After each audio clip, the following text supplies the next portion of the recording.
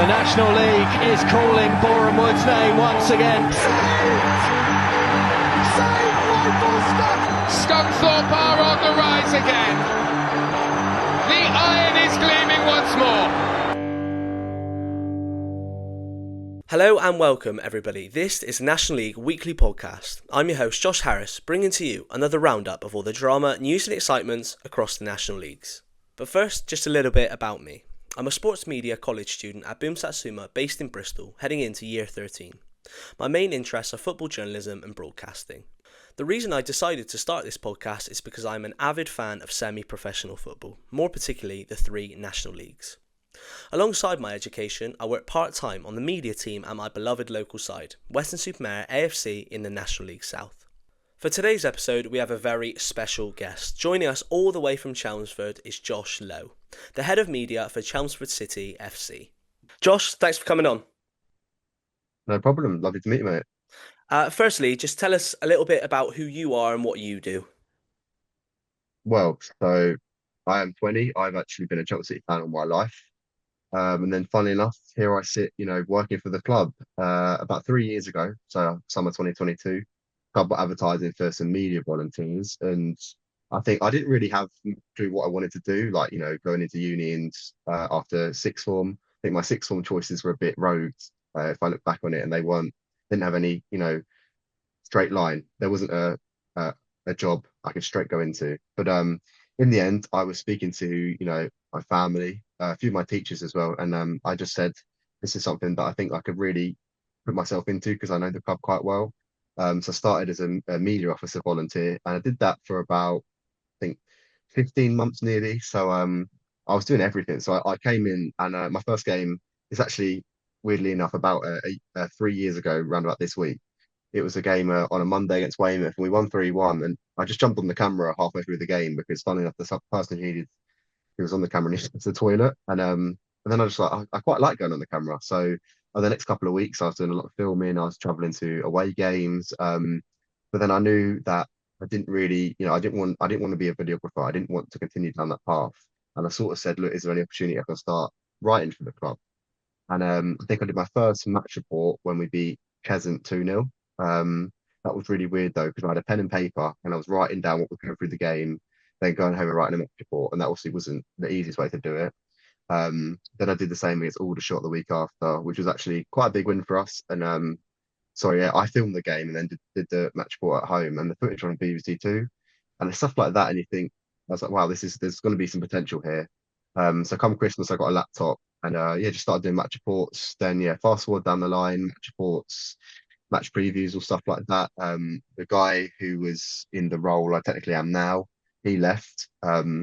And they sort of said, who's going to pick up the pieces? And I was like, well, I can do this, I can do that.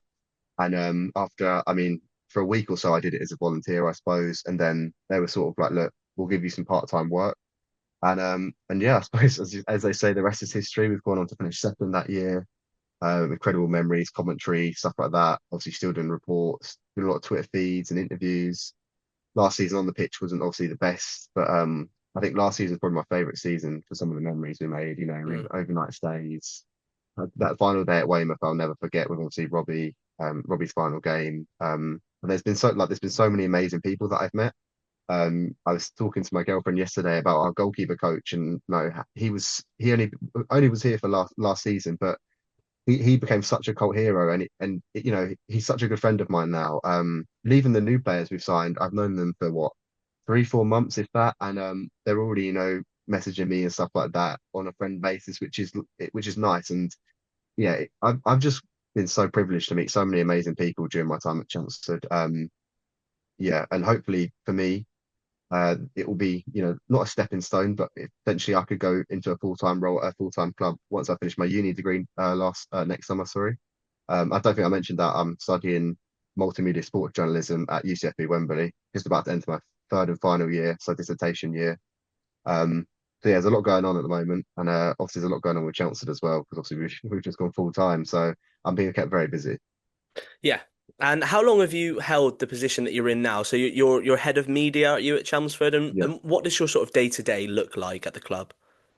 So it's not nailed on. It'd be about 2 years sort of this time next month, um, since I've been head of media. So on a day-to-day basis, it's not, no day is the same. You know what I mean? If I go, so I'll give you a match day to start with. So match day, we're playing Cheshire at home tomorrow.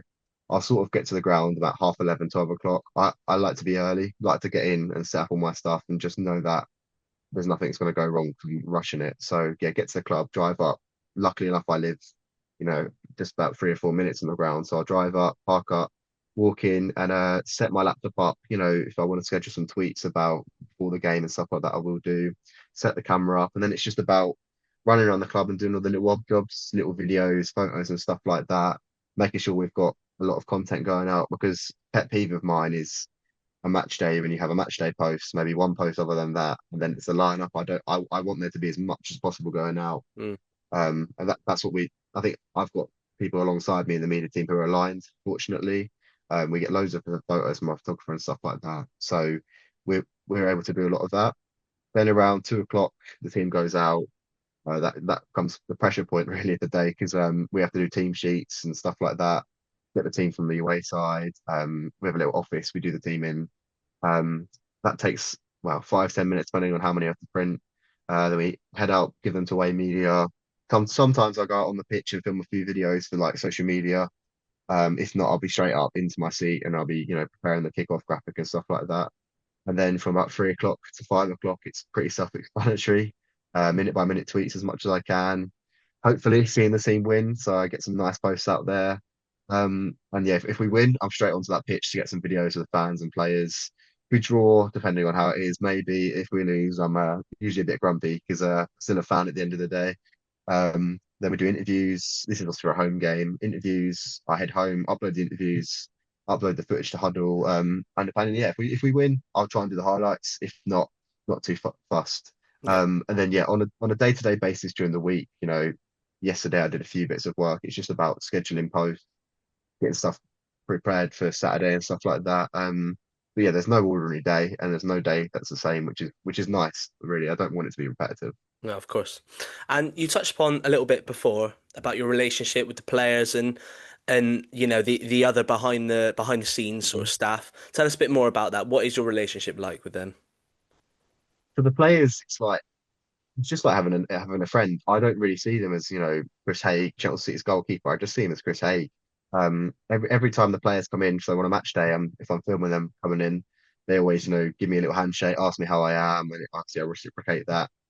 And yeah, it's I say as being a fan, 3 or 4 years ago, I was following the team up and down. I say up and down the country, up and down, the south of the country, and watching them. I mean, we don't really have any players from them, but over the past few seasons, we've had players, and I've been like, I followed you to St Albans when we won 3-0, and I was in the crowd, and you give me a high five, and now you're a colleague technically. So it is surreal, but they're all, I look at Archie Tampton as well. He was here last year. He's one of the nicest guys I've ever met. He's so down to earth. He laughs and jokes with us. He winds us up. We wind him up. We message and he does stuff like that. Yeah, I don't really see them as players, which is the nicest thing possible. And we sort of try our best to show that on social media. We want to be showing them that yes, they're a footballer, but they're also human. We want to show the normal side of things to them. And then in terms of the other behind the scenes staff, so we have like a sort of a team like secretary, marketing, a few other people. Again, very friendly relationships with everyone because at the end of the day, we're all aligned and we're all going for the same goal, which is to make Chelmsford City, not the best football club in the world because at the end of the day, that's probably near impossible, but we want to make it the best football club we can. So we're all on the same wavelength, we're all singing from the same hymn sheet, which is perfect. And like yeah, photographer, rest of my media team, we're all best buddies, I'd say. Yeah, friends. We don't see each other as work colleagues. We see each other as mates. We message as much as we can during the week and stuff like that. And I think to have a good working environment, that's something that you really need. And as head of media, I'm proud to say that's something that we've sort of got during my time here. And yeah, long may it continue. And tell us about your own personal journey through sports media. How have you gotten to this stage in your career, and then what is the long-term goal? Yeah, so as I mentioned, started as a volunteer a couple of years ago, been head of media since. sort of not been a lot to the journey apart from that. As a kid, I've always played football, so football was always a massive part of my life. And unfortunately, I have to say I'm a West Ham fan. Obviously, been a bit of a dire start to the season, but yeah. So when I was younger, me and my dad would try to go to West Ham as much as we could. We didn't have a season ticket or anything like that, and obviously football was expensive. I remember going to Upton Park maybe 5 or 6 times. I've been to the London Stadium a few times, so it was nice to go along to that. But then I thought, well, my dad's always followed Chelmsford. Since he was born, I think his uncle was taking him and stuff like that. And he's got countless stories he's told me from like New Riddle Street and stuff like that. So it's great to hear from him about, he's nearly 60. He's telling me stories from 30, 40 years ago following Chelmsford, and now I'm working for them and hopefully, can follow in his footsteps and be a fan forever. But yeah, it was sort of like he was directing me towards Chelmsford because at the end of the day, it's a lot cheaper to go watch Chelmsford than it was to go watch West Ham. I think one year I paid £25 for a student season ticket, and that's probably get you into West Ham for one game. So it's a no-brainer really. And yeah, as I mentioned, I was following the team as and where I could.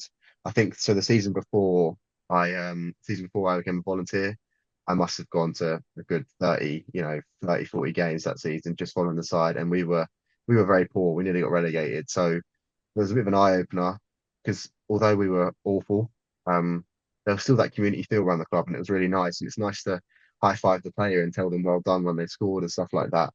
And then yeah, I just got in touch with the club, became a volunteer, and I sort of hopefully yeah, it snowballed from there. Got promoted if you like to head of media, a couple of years in there, and looking ahead, I suppose the goal is to either once I finish my university degree, maybe go part full time with the club. Club's obviously moving in the right direction. We obviously want to get promoted this season. If we did get promoted, I suppose there'd be a bigger argument for going full time. Maybe if we didn't, there'd be less of an argument. But I'd certainly be looking to go full time in football media as soon as I finish uni because at the end of the day, I'm well, when I finish my degree, I'll be 21. I want to experience as much as I can at a young age. I want to work with a team that's playing up and down the country. I want to work with a team that's, playing in Europe at the end of the day. I feel like I can push on and I can go up the levels, up the football league, and that'd be nice to do. Obviously you've got to be ambitious. So, I want to work for West Ham, although yeah, it's probably not the great environment at the moment. But yeah, hopefully my journey will be just a continuous upward spiral, and I'll be heading up the football league maybe next summer. Who knows? But I'd love to go full time with Chelmsford though. That's the main thing because they're my club. I'd love to see us progress on. But on a personal point of view, I want to go full time and I want to progress my career as quickly as I can. Yeah, fantastic. Now, looking ahead to, well, not looking ahead, looking back to Chelmsford's busy old summer, talk us through, Mhm. the massive changes heading into this season. When a club like Chelmsford goes full time, what does that Mhm. mean, and how does that affect the club from going from part time to a full time football club? It was a very drastic summer. So I'm going to go run back to January. I think it was we were playing Bath away. We got to the ground, the game got postponed, and we were like, "That's a bit of a mistake." And Robbie Simpson turned round to everyone and said, "Got some news. I'm resigning at the end of the season." And we were all like, "Wow!" Come out of nowhere, and that came Who's Robbie alongside the. Simpson for the people who don't know? So yeah, so Robbie Simpson was Chelsea City's last manager. He took over in March. Well, he took over interim in January 2020. January 2020. Permanently appointed in March 2020. And yeah, so if we go to last January, he'd have been there for 5 years nearly. And yeah, he was a part-time manager. He owns a business. He's a former footballer. He's played for Leyton Orient, MK Dons, Cambridge, a lot of clubs. And yeah, so he turned around and said, I'm resigning. The club's going in one direction. I unfortunately can't go in that direction of the club.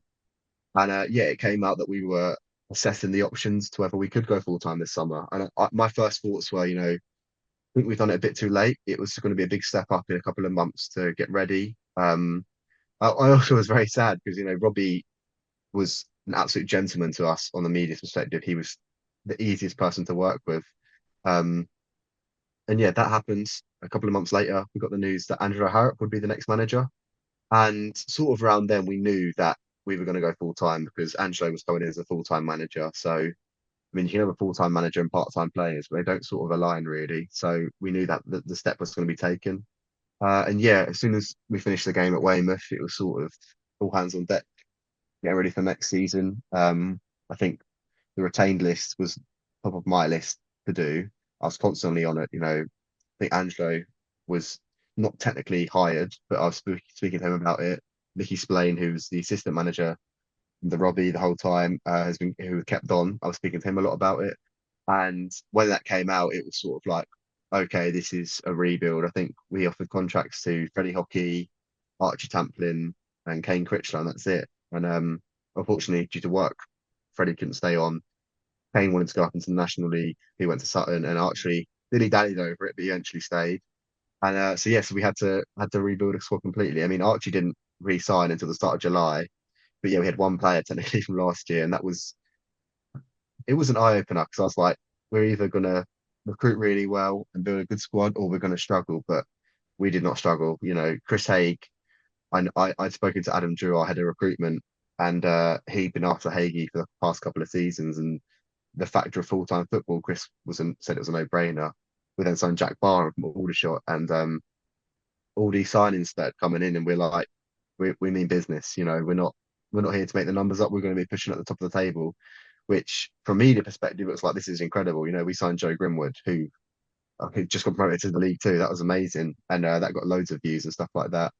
And from a fan perspective, I was buzzing because I was like, this club has been in the National League South, nearly all my life. This is probably the biggest opportunity for us to make the step and get out. So yeah, it was a good summer. It was obviously very busy for me. I think I went away for like one weekend. I went to Slovakia to watch um the England 21s. Apart from that, I didn't really go away because I didn't want to go away. And Angelo turns around and said, we need to sign, this player on this day. So yeah, just busy working, a lot of working. Obviously, it helped that it was a decent summer.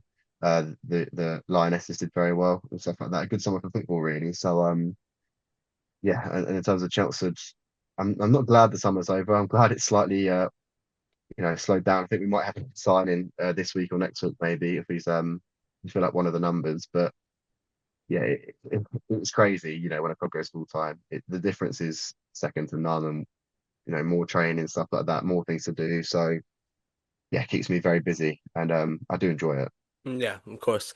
So I suppose it's a mix of exciting, obviously, for new dawn of the club, but also very stressful, lots to do. And so yeah, looking ahead into the future, what are the ambitions for this season and beyond for the club?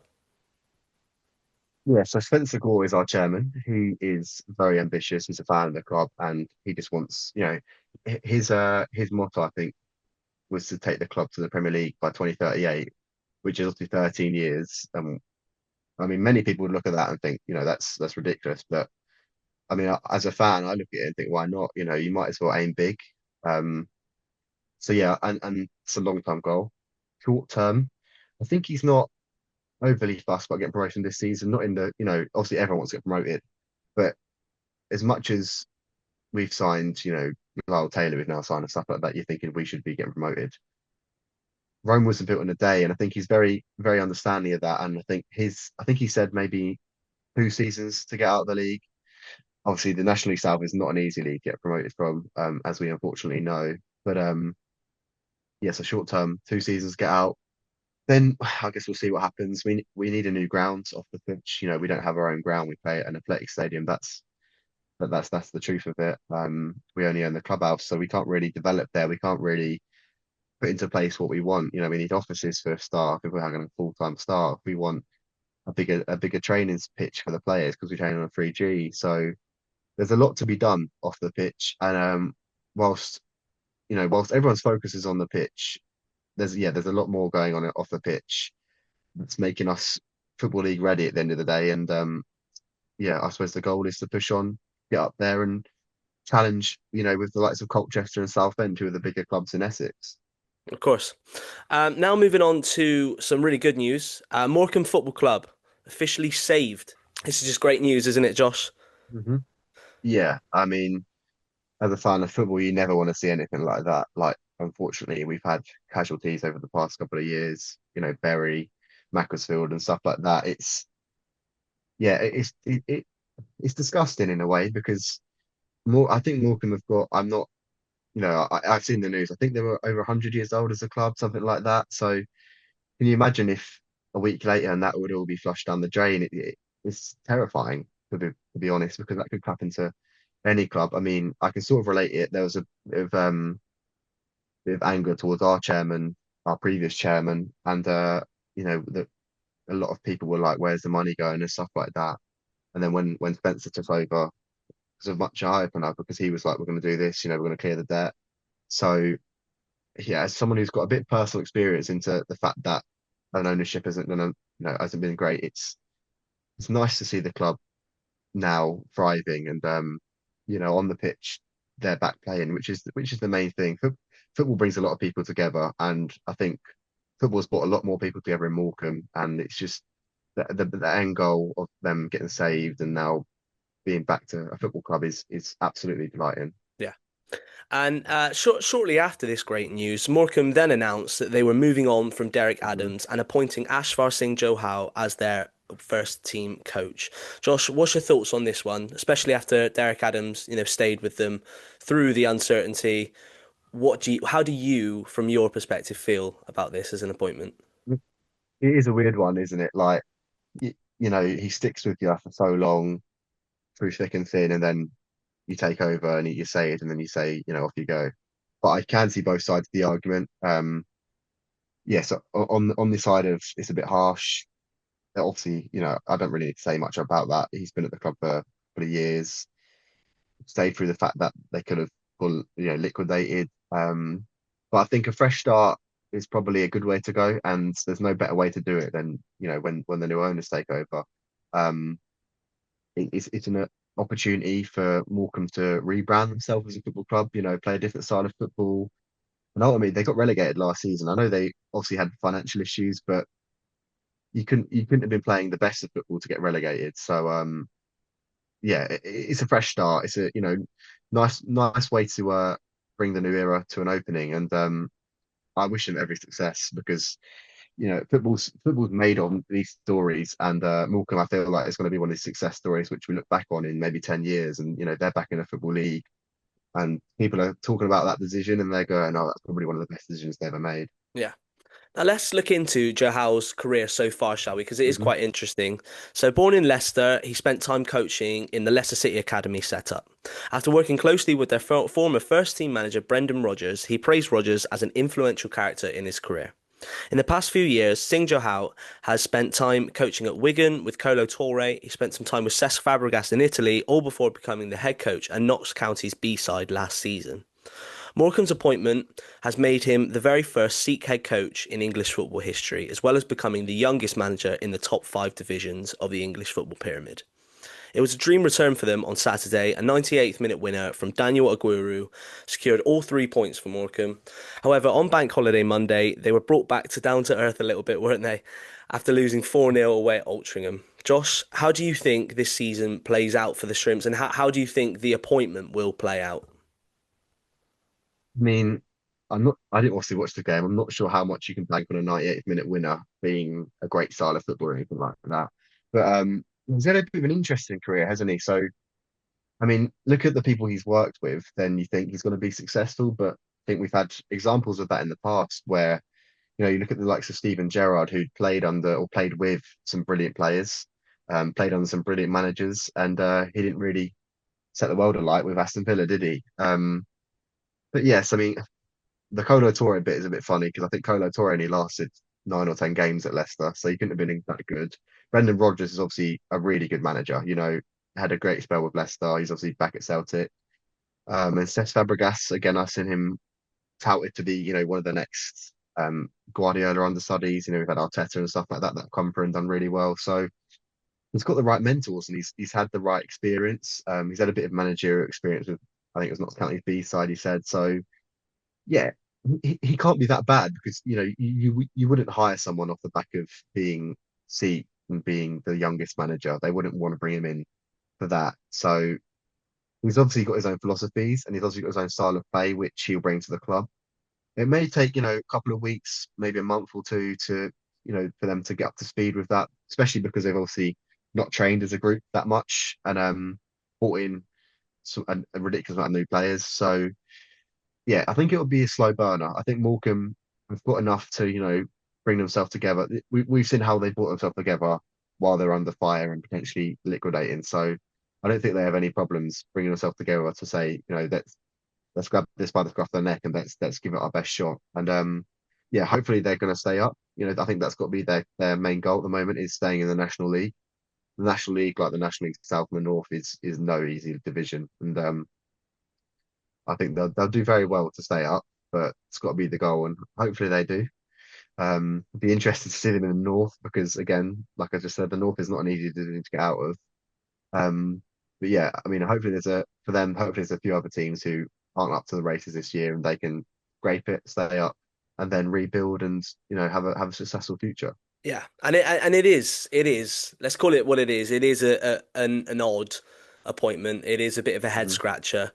To replace a proven manager who very much has the capability to push them back up to the EFL with, he obviously needs some help with that, but Yeah, to replace an experienced manager with a young manager who has not had a single first team professional footballing managerial experience. It is interesting, but if it plays out, then it's the best appointment ever, right? And if it doesn't, then yeah. it's easy to go, oh, well, you saw that coming, but who knows? It is odd. I think everyone can agree that, and I think it's a gamble, but Morecambe's future has been gambled with for the past 12 months. So why not? At the end of the day, if they go into the National League North, they're still going to have as many supporters following them home and away, I imagine. Um, it's sort of like all or nothing, I suppose. But you do got to feel for Derek Adams because yeah, he definitely would have been the man, I think, to take them back into the Football League. And it, I think if they do go down, he'll be slyly smiling, I think, because he knows he could have done a bit better. But as I said, wish him all the best, and it'd be interesting to see how it plays out over the course of the season. Yeah. And for our next topic, we'll be staying in the National League and we'll be moving on to Truro. Now, Truro were crowned National League South champions just 4 months ago after beating St Albans 5-2 on the final day of last season.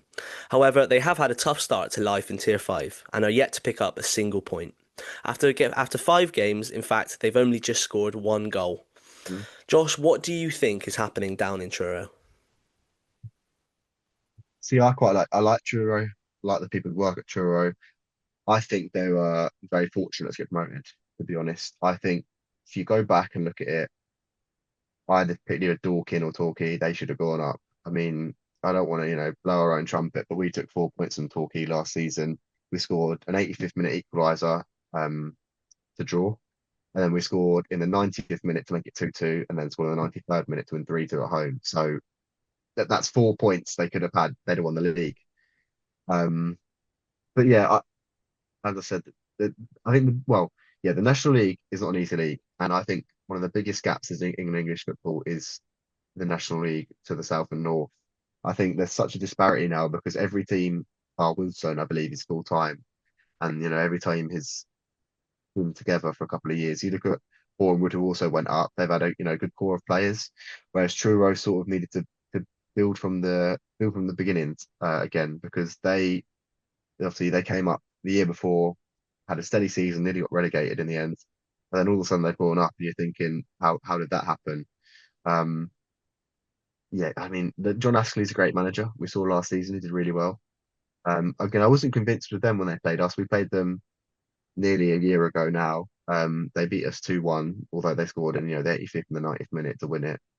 We drew with them at home 0-0 when we had 10 men, so I wasn't overly impressed. I probably could have put them as maybe third or fourth best in a division. So it's probably, yeah, it's just like every team that goes up is probably going to come under a lot of fire. So I think they just got unlucky with fixtures. They obviously played Southend, who are right up the top now, and they just need to get together a bit like Morecambe, grab it by the scruff of the neck, and sort of bring their togetherness back and say, we're in this for the long run.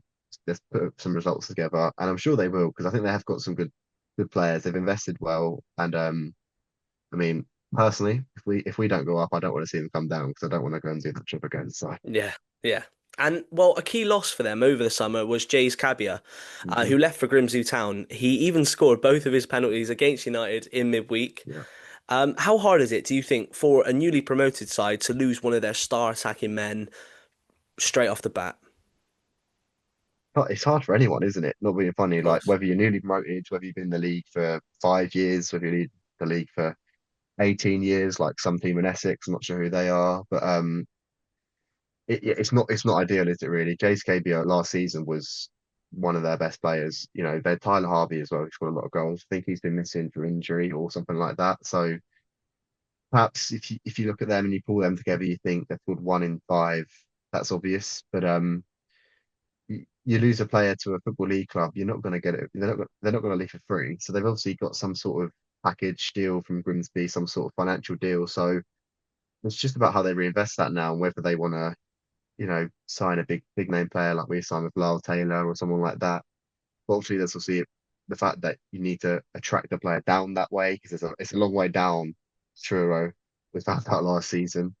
Um, but it, I don't think we can solely blame losing one player as Turo's issue because good players win you games, but a good team wins you titles, and that's probably how they came to it last season with a slice of luck. So they'll need to bring someone in that can probably replace him, but ultimately, as a team, they'll need to start putting their weight together.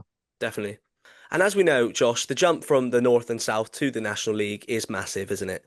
But amazingly, Boreham Wood seem to be making slightly light work of it. Back-to-back wins against Braintree and Truro have helped them launch themselves comfortably into the top half of the table. For me, I see Boreham Wood as a team that belongs in the National League. Do you see that? And do you think that they will both stay up? One of them will stay up, both of them will go down. What do you think?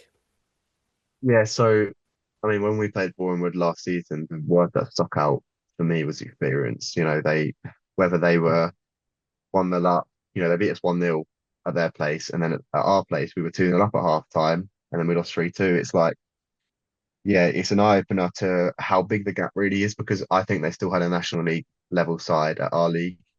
So yeah, they should stay up pretty comfortably. I imagine they've got the right experience in the right areas. They've got a good manager. I think he held his hand up last season or season before now, sorry, and said, "Look, I think I didn't do well enough, and it took us down," which is good for a manager to say. And obviously, they tried to switch it up with Ross Jenkins, and ultimately that didn't work. And I think what is the saying? If it's not broken, you don't need to fix it. Obviously, I suppose you can argue relegation is broken, but Luke Garrett's a good manager at the end of the day, and he showed that by getting them up this year. Slightly linking back to Truro, yeah, I can't really see them staying up. I feel like their slow start is probably going to be the same as the rest of the season for them. Just feel psychologically the fact that they have to travel so far for every game. I know away teams have to do the same, but they have to travel a lot of time away from their families, a lot of time off the pitch is spent traveling. So it'd be interesting to see what they do. But I fortunately for them, I can't really see them doing much else than coming straight back down.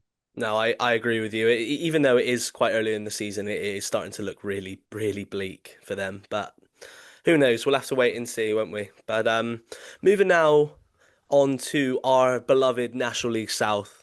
We have Hornchurch getting off to an absolute flyer. 4 wins, 1 draw, and 0 losses to start the season has rocketed them to the top of the table. Josh, did you see this coming at the start of the season?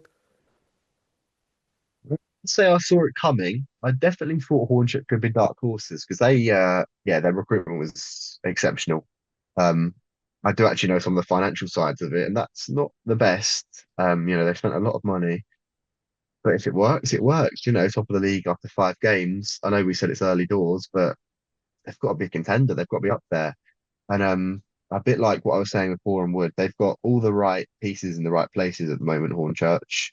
I just feel for them because they're a part-time team, I think. So I feel like if they got one injury, it could be sort of the end of it. I think they've got good players, but part-time clubs are never going to match the level of a full-time club. If they get an injury, the recovery is going to be longer and stuff like that.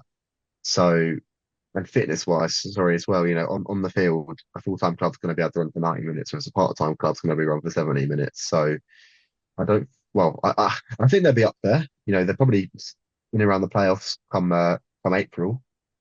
But don't judge a team this early because I think plenty of people did that last season when Farnborough and Hemel Hempstead were right at the top of the table, and I think then Hemel went on like a 15 game losing streak, Yeah, yeah. and Farnborough ended up mid-table. So it's easy to say they're going to do really well, but it is early doors. And personally, for me, I hope they miss out on the playoffs because they're another side in Essex, and we want to be doing better than them. Um, Part of me says I wanted them to do well because they've got a few of our former players. But they'll definitely be up there. Look, you don't start a season unbeaten in the first 5 games if you're a bad team at the end of the day. And they've got good players, and as I said, the right pieces in the right places. So it'll be interesting to see how they keep going. And they, as you said there, they have had a hell of a summer, haven't they? They Hmm. brought in some really good players to the fold. They've notably bolstered that midfield as well with the signings of Hmm. Josh Reese, who's picked up a few goal contributions already, Harry Brook from Norwich, and another player that you'll know very well, Josh, Charlie Ruff. Now, from the perspective of someone who's seen lots and lots of Ruff, what do you think he brings to that midfield of Hornchurch? I absolutely love Ruffy. He was probably my best mate about the past couple of years. Messaged so often about things apart from football. So I'm going to big him up because he's an incredible player. He brings so much to any side he plays in. He reminds me of a bulldog. When he gets the grip between his teeth, he will chase that ball. He can be quite lazy at times, sort of drifting around, letting the play go around him. But on his day, he's one of the best players in the league, and we saw that countless numbers of time last season.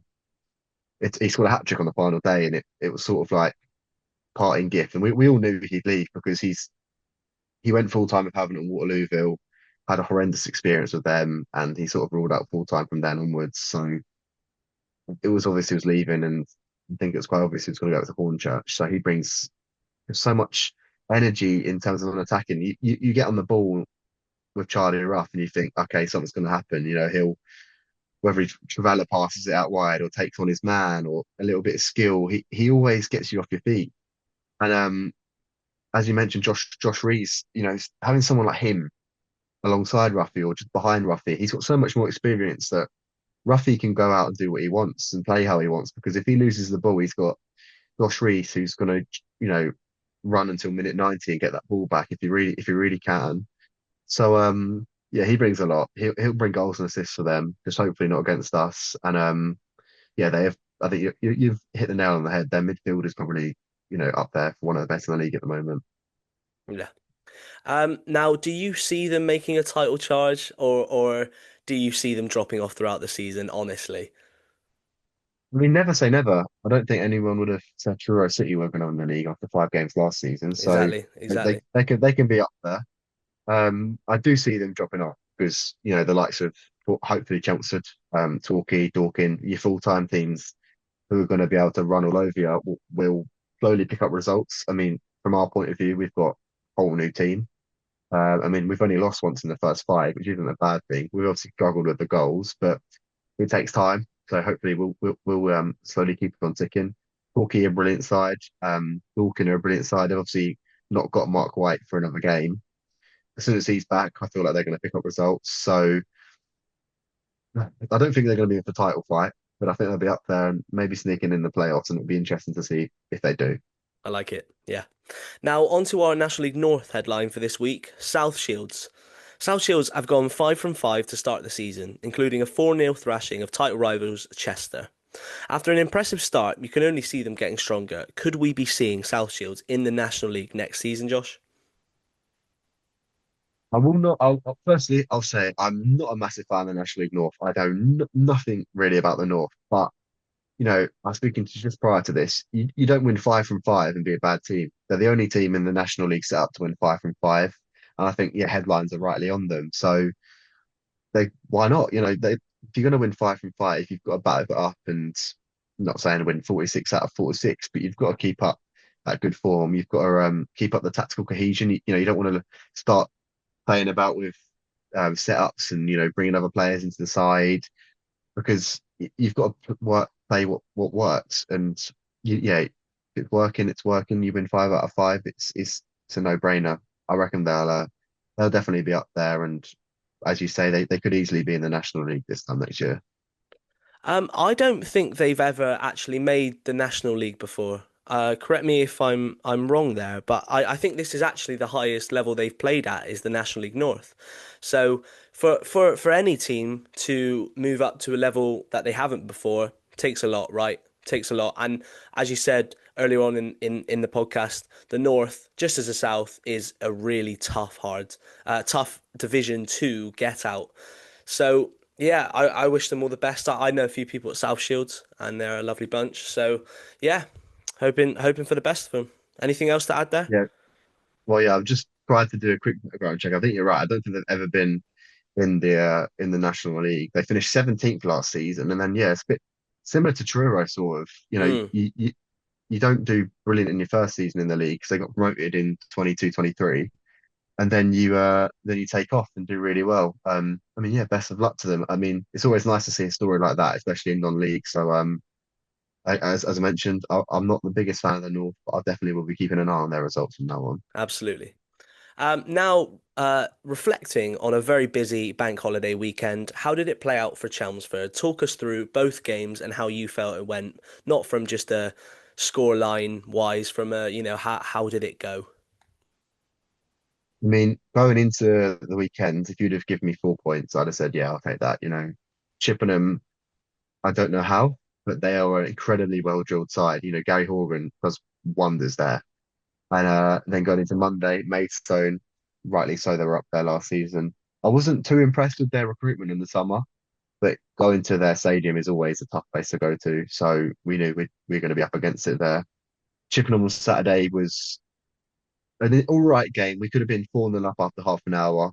We hit the bar, we had one wide, we missed an open goal. It's sort of one of them afternoons where you think, okay, we're going to lose 1-0 to Chippenham. And then Henry Sadie heads in, with 20 minutes to go. And I think, yeah, we've lost 1-0 to Chippenham despite having so many chances. And it's just one of them afternoons. Fortunately, it wasn't. Kai Corbett comes on and does absolutely everything, gets booked. It was an absolute worldie of a ball across the box, and our captain, Dom Sanya, equalises. And then he goes and puts one in the top corner in the 90th minute. It was quite funny, actually. I remember sitting there and I'm thinking, Kai, put the ball in the box, put the ball in the box. And he takes on one, he takes on two, and he just absolutely rifles it into the top corner. And it's like, wow, that this is the result we need to sort of lift the fan base up a bit and think, yeah, we're connected, we're going for it. And then you see him run to the corner, and you see the shirt around his head, you see his tracker vest come off. You think, yeah, that's lovely, Kai. Then you see the red card come out, and you think, Kai, what have you done? He was on a booking already, and probably not the smartest decision to No. make. But even he admitted it that he forgot. But it was a win that we needed. We needed to sort of get a win like that. One where the fans are absolutely ecstatic, and it brings the club together that tiny bit. We didn't, we hadn't started bad, but you just need one of them results and everyone to be talking about it on the Monday. And yeah, Monday was an interesting one. We knew it'd be hard. Maidstone are a good side, well drilled under George Elokobi. There wasn't really much to the game, to be honest. I think both sides were a bit tired after the Saturday game. It was 25 degrees on a hot AstroTurf. A lot of fans there, which is nice to see. A lot of fans both home and away. Yeah, it was just a slow burner, really. Not a lot happened in the game. I think they had the majority of the chances, Mm. but we've had quite a poor record at their stadium. We won last season, and that was our first win for 7 or 8 visits. So a point is still good and positive. And as I said, if you'd offered me 4 points at the start of the weekend, I'd have definitely taken that. And we're doing well so far. We've had a steady start. Absolutely. And looking ahead to tomorrow, Chelmsford are playing Chesham at home. How are you feeling heading into that one?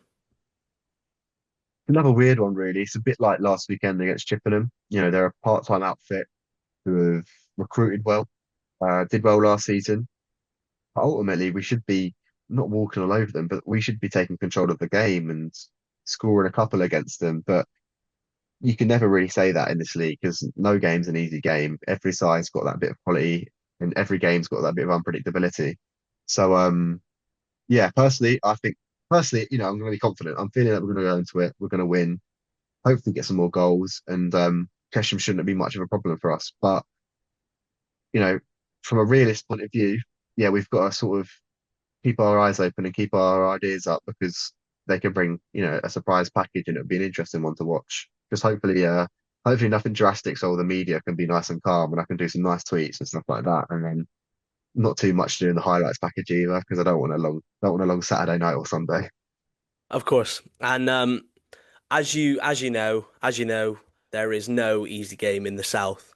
So there's no guarantee 3 points. So who knows? Mhm. Who knows? But yeah, wishing you all the best for the season. Thanks so much for coming on. It's been a No really good problem. episode.